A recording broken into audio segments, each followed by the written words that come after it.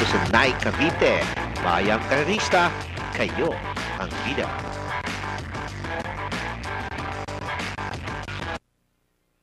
And they're on the way. Squeeze. Draws for your lead. New chapter right behind in second.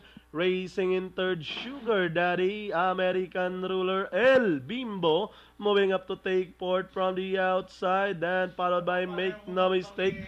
Zininer racing behind them. Heading towards the half mile.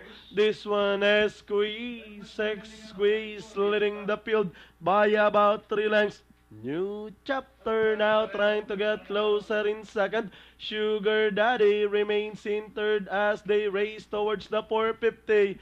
The one to catch up is Squeeze by about 2 lengths. New chapter trying to get closer in second. Sugar Daddy. Squeeze, still out in front. New chapter remains in second. And down the stretch and leading the finish line with a Squeeze, still leading the field. New chapter is still in second on the outside with 100 to go. Squeeze with Jackie Jesse Basilio Guse winning this race by 3 over New Chapter Sugar Daddy. Then comes American Ruler Zininer for your Pentafect.